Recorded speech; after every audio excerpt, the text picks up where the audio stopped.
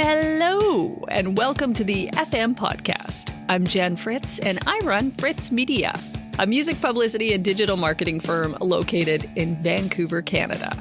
And this is episode number 52 of the podcast. So the topic of this week's show is actually something that we touched on a little bit on last week's episode with Tyler Bancroft, and that is genre fluidity in music. And joining me on the show this week, it's Yukon-based orchestral folk musician Erica Dee Mah. Now, Eric and I had a really great talk about how more musicians are creating music outside of the traditional genre norms and what her experience has been like making music that's outside of the box, so to speak. And we also talk about how audiences are embracing new and, sometimes unexpected music genres a whole lot more these days. It was a really great chat, and I hope you enjoy it. Here's my conversation with Erica Dee Mah. Well, hello, Erica. How you doing today? I'm well. Thanks, Jen. How are you? I'm doing okay. It's actually super great weather here in Vancouver. It's sunny, so it's making me think of the summertime, which is nice. So nice. What's the weather like where you are?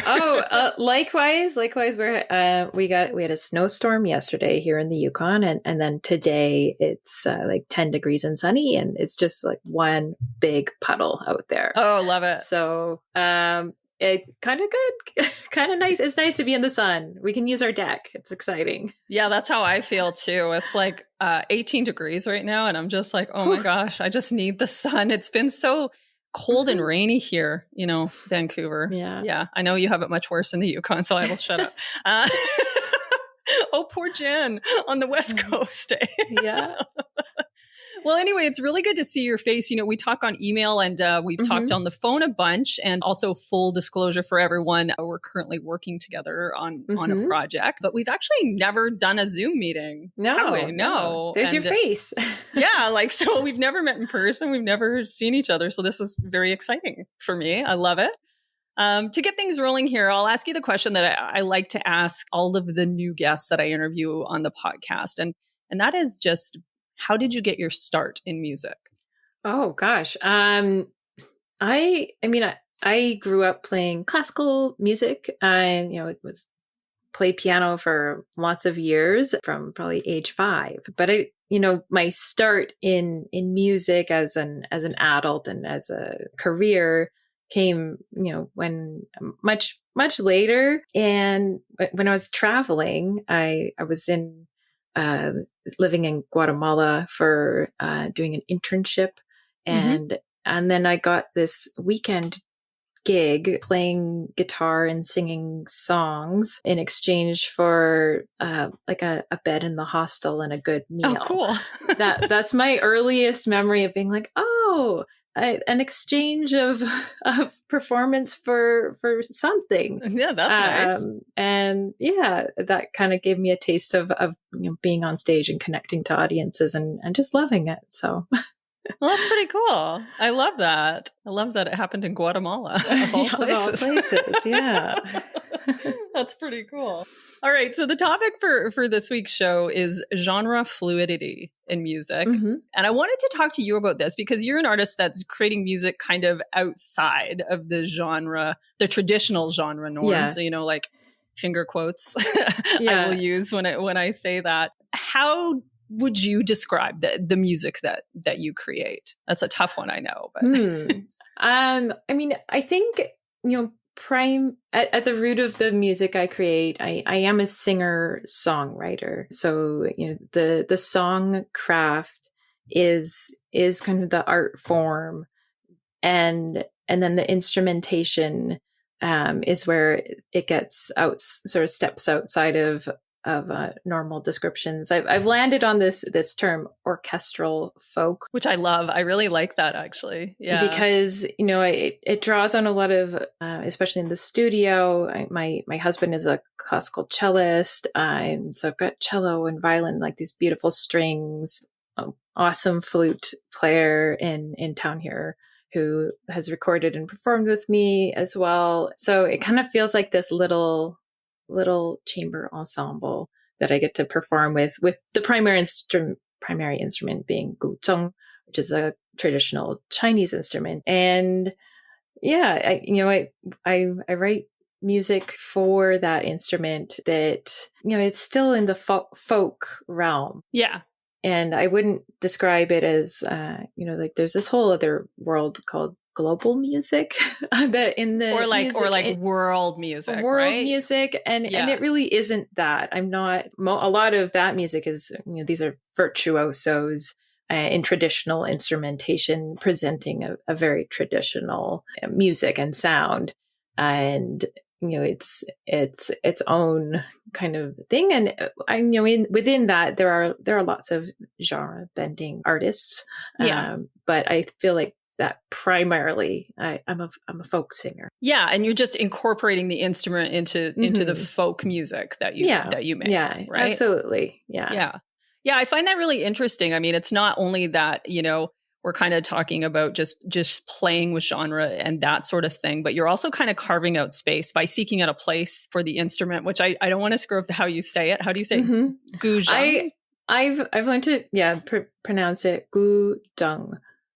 Yeah, I'm not gonna be able to say that, but because I just always do it phonetically, and I can't do the J the way you're saying it. Yeah, but anyway, you're kind of seeking out a place, kind of making that instrument more accessible, maybe introducing it to people that hadn't heard it before within your orchestral folk music. How has that been for you so far? Have you found like audiences being accepting of it?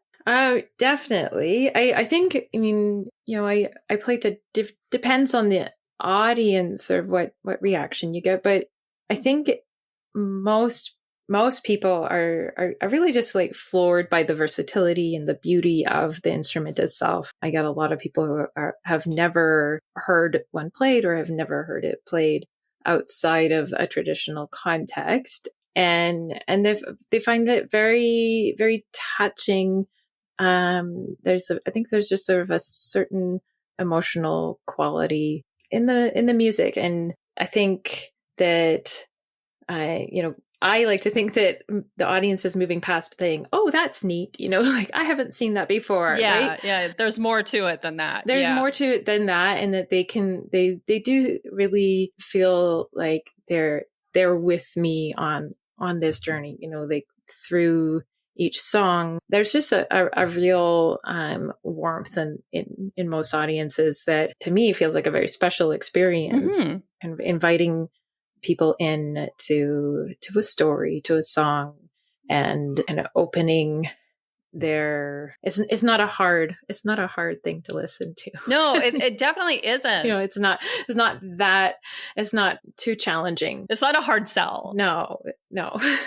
Yeah, and you mentioned the emotional aspect of it, and that really does come through in the music. Like it does give you this sort of emotional feeling that comes through, I guess, because of the tone of the instrument, the way you play it.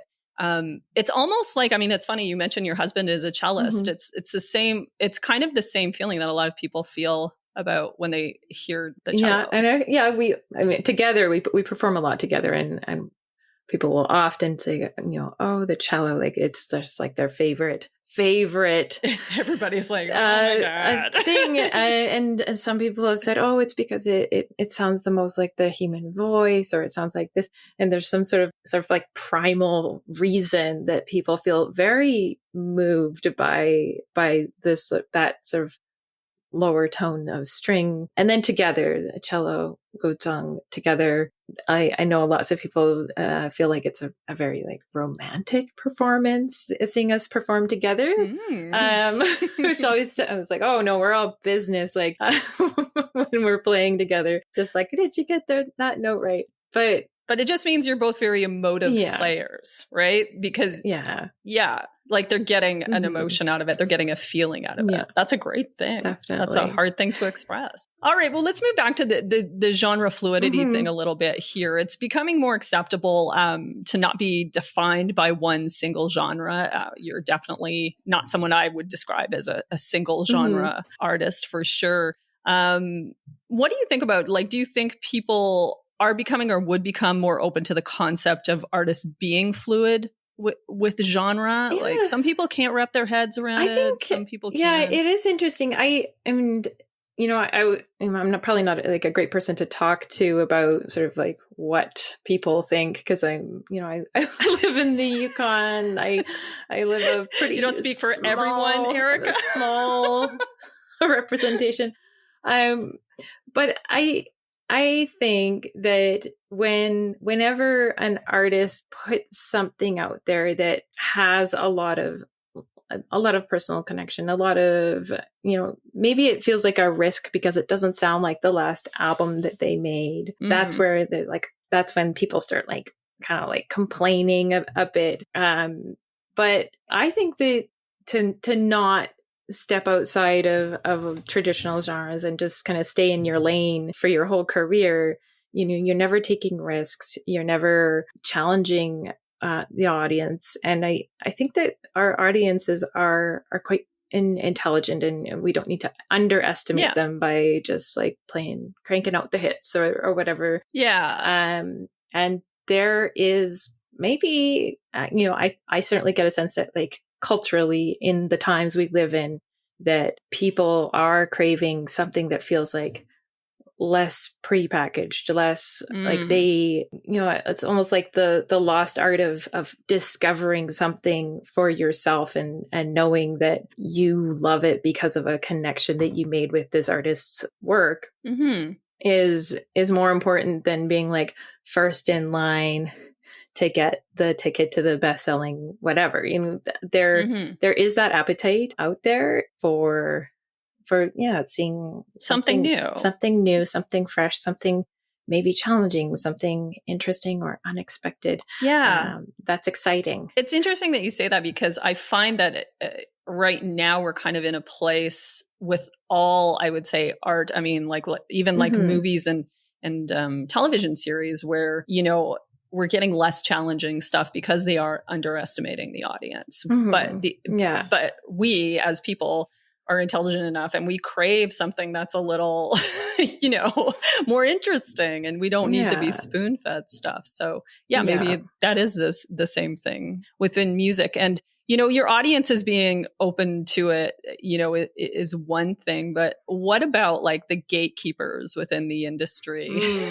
What has that experience been like for you? Well, I think it's been, I would say, like if you're talking about like playlisting and stuff like that, which is an art of like, how do I find a community of songs that this song fits into without interrupting the room, right? Exactly. Like, I was like, okay, well, I really feel like I can't even think about that when I'm writing music, when I'm recording music.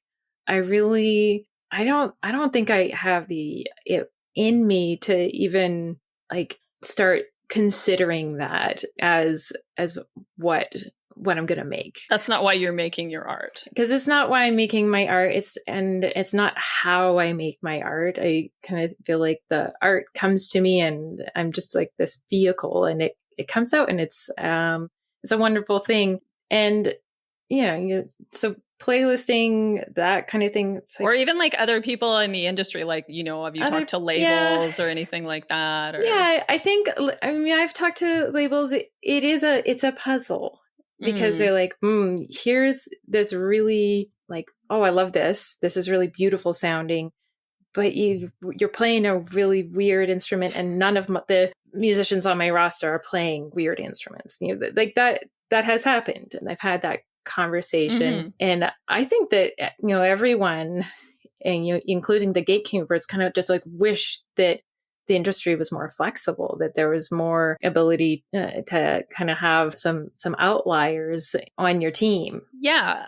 Well, it's funny you say like you don't fit my roster, but it's like, wouldn't you want somebody that's different within the roster? Yeah. Like, you know? Yeah, you might. But, I mean, I get that. But, you want it all to be sort of the same, but, you know, hopefully we are moving away from that. That is the goal. Right. And then, I mean, I think it does work on the other end. You know, you end up with like, I think for curators of venues like art centers who are doing their season, they have a bit more of a like, oh, I want one of each kind of checklist, and they're like excited to see something different and fresh, and they would love to book an act that is doing something different. Mm-hmm. And so I've had kind of a bit of both, right? There's advantages, disadvantages. Yeah, to being in some places it works, in some places it doesn't. Yeah.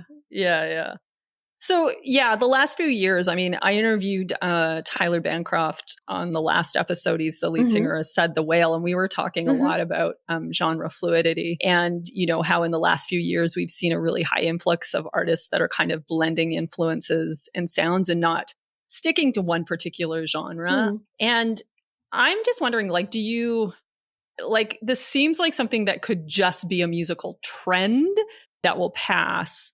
Or do you think that the music industry will eventually just, get rid of the traditional genre structures? Genres still matters now, but in the future, will it matter anymore? In the future, will genre matter anymore? That's I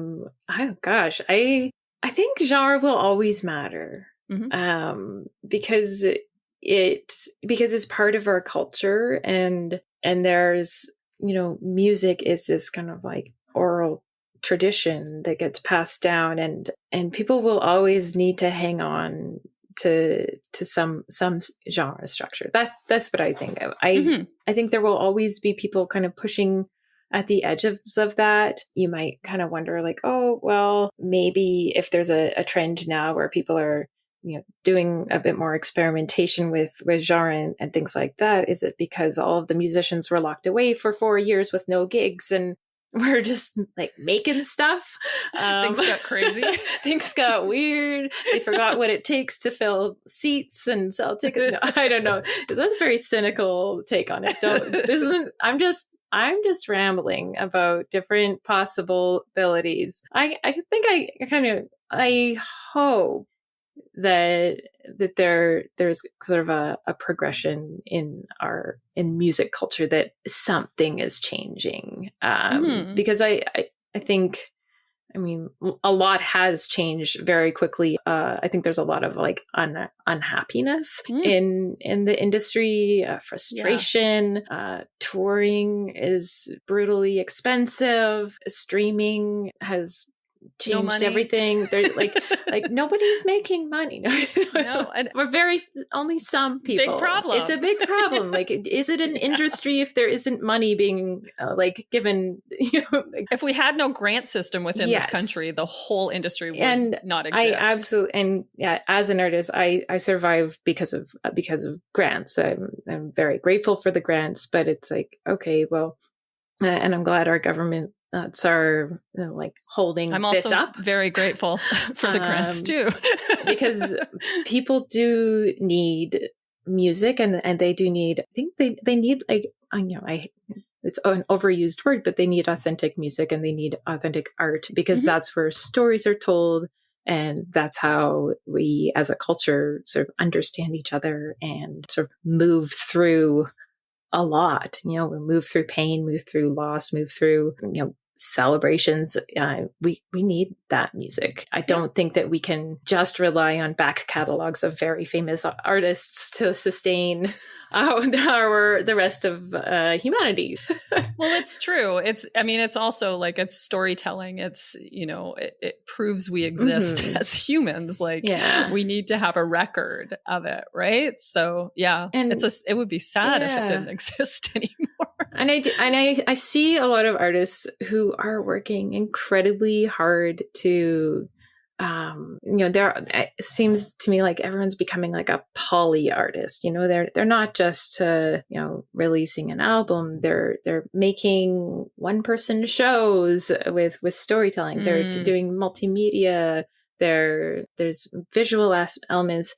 And it's kind of is it every musician needing to make a one person circus of entertainment and content around them. They're kind of feeling out different ways to survive, but also to express themselves in meaningful ways. So interesting times. No, it definitely is. Now, you described your music as singer-songwriter or orchestral folk.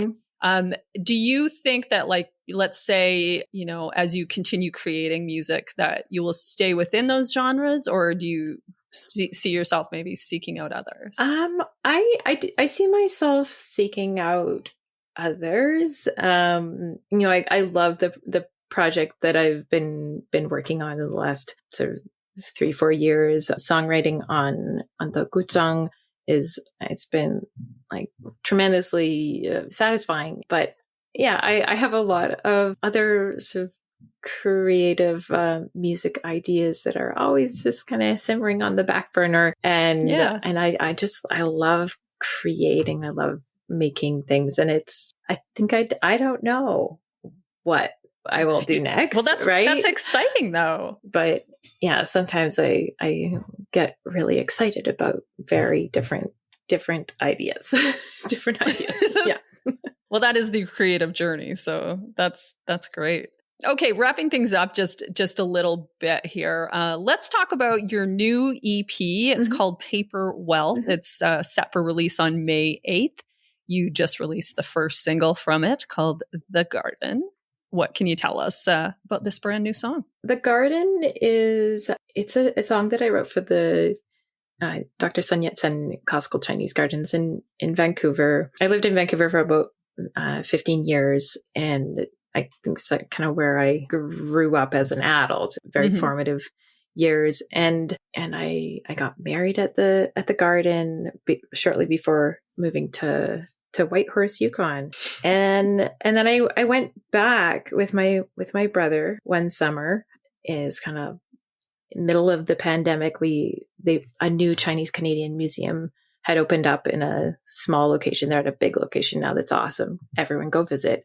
And just walking through the streets of Chinatown with all of the shops shuttered, and it was we felt both very stricken by the decline, the vandalism, the litter, the struggle for that neighborhood to survive, and the garden itself used to have this grand open public entrance, and that's all shut, so you can only enter down one way. But you go inside, and it's still there. It's still this beautiful sanctuary that holds a lot of history. And so I wrote a song when I got home to kind of process what that place means to me, and kind of how I think Chinese Canadians have struggled for generations to carve out that and hang on to places where they can connect to their culture. And I think it's a song that means a lot to me, and it borrows a few lines from an old David Mallet song, the garden song. It goes inch by inch, row by row. And my sister-in-law is always singing that song around the house. So it was kind of swimming around my mind when I sat down and wrote this one. And that always gets stuck in my head too, by the way. It's a great song. I know. Every time I listen to your song, I'm I'm walking around the house saying that. It's very it just kind of is, one of those earworm things, I think. And the new EP, Paper Wealth, it's coming out May 8th, as I said. How would you say this kind of differs from your previous album, The Sargasso Season? The Sargasso Season, I wrote most of those songs when I really was I would say amateur guzheng player. I had just started taking lessons. I was writing the songs already in a hurry. And so when I listened to The Sargasso Season, it's oh, this is I can just hear the restraint and sort of in how I play, because that's all I could play. And it's 10 years later, I've grown and learned a lot more of sort of more able to incorporate a lot of the traditional elements that make that instrument sort of what it is. So there's a lot more. It's sort of I think the instrumentation is more interesting and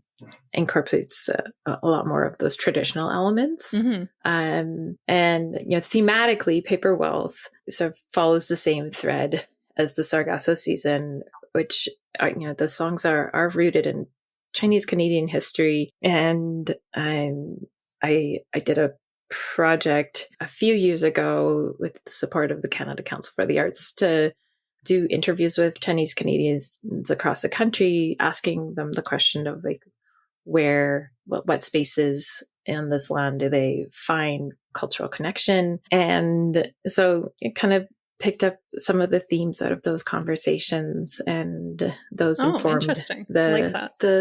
the songwriting. Cool. Well, I'm looking forward to the release of it, and Thanks. I'm sure everyone else is too. It's very exciting. Yeah. All right. So now I think is a good time for our fresh content segment. Yeah. Every week on the show, we discuss our favorite piece of music content for the week. And we always like to start with the guest. Oh, okay. So Erica, I get to go first. What do you got? I have a beautiful album called Community Garden by Benj, Rowland. Okay. I was at Folk Music Ontario in the fall, and I saw him perform, and he just has like a magical quality to his songcraft, and he's a multi-instrumentalist. He plays a hurdy-gurdy guitar, this like bass, organ, keyboard, and really beautiful songs. So that since seeing him perform, I've been listening to his album Community Garden a lot. I'm the kind of person who like wears out what they listen to. You like something and you just keep repeating it. Yes, I'm a hit repeat kind of person. And yeah, I just love this album a lot. I'm the exact same way, so don't worry about it. Yeah, to a fault. Sometimes I'm like, we got to give this one a little space, man. Yeah. It's not good. Okay, so my fresh content for the week is not super, super new. It's actually a month old, but you know what? It doesn't matter. It's fresh. It's still fresh. It's only a month old. But it's the latest single and video from Mother, and it's called Explode. It's from their new album, Grief Chapter, which also just came out a month ago. It's currently my favorite song to run to. And so if you're looking for a new song to add to your workout or running mixes, this is definitely the one for you. It's got an incredible driving rhythm to it, which to me is the crucial thing that you need when you have a running song or you need something to definitely keep you going. And the chorus is just like unexpectedly like hard rock, like almost metal out of nowhere, which kind of gives it this incredible catharsis. Yeah. And it, makes you want to air punch and, run faster in my case. So yeah, check that out. It's Mother Explode. And I will link to that as well as Erica's pick in the show notes. So you can definitely check out both of those. Well, we did it, Erica. Awesome. We've reached the end. Thank you so much for joining me today. Normally I say, is there anything you want to plug? And of course, we will plug your brand new single, which just came out, The Garden. And where can they find you online? Oh, I am at Erica Dee Mah. And you can find me online, Erica Dee Mah. That's it. It's ericadeemah.com. Is that your that's my social media. Oh no, it's Erica Mah. Let me check on the publicist. Yeah, good job, Fritz. And you can find out everything there. Okay, well that's it. Have a good rest of your day. You too. Thanks for having me. Bye. Bye. Well, that was such a great talk. I really hope you liked it. And thanks again to Erica for coming on the show. Thanks so much for listening to the FM podcast. If you like the show, please tell your friends and give us a 5-star rating and review in Apple Podcasts. And there's a lot of other ways you can help us out too. You can just, simply tell a friend about the podcast, or you can post about it on your socials. Anything you can do, we'd really appreciate it. The FM podcast is produced by me, Jen Fritz, for Fritz Media, with production assistance from Carla J. If you want to learn more about Fritz Media, check out the website at fritzmedia.ca. And if you want to learn more about the podcast, go to thefmpodcast.com.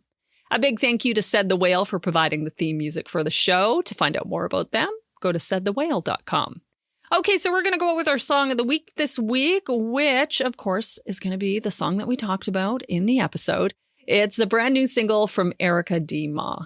This is The Garden. Inch by inch and stone by stone, build a garden for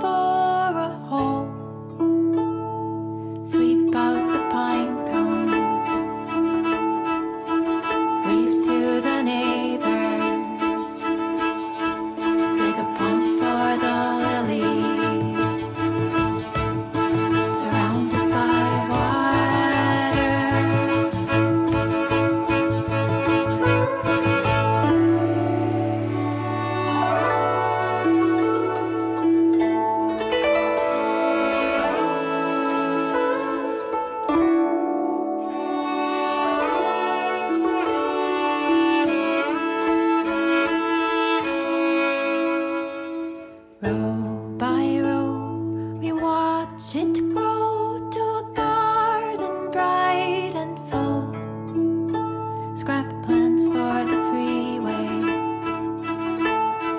These parts are worth saving. Bamboo flowers rarely from both sides of the ocean.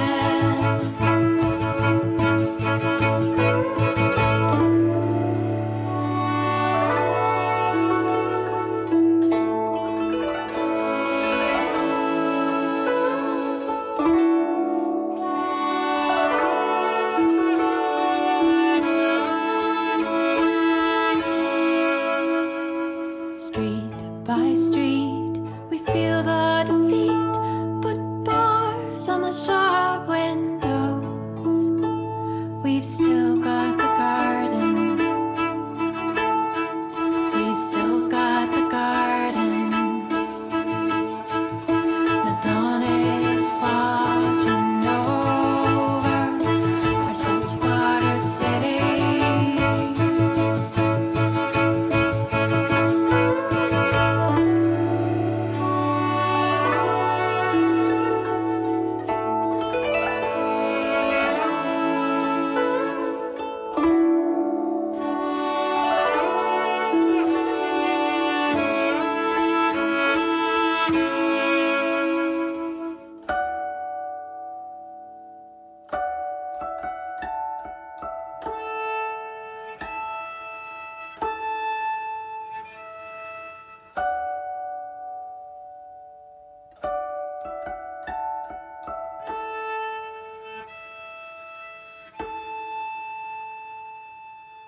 Bye. I'll see you next Tuesday.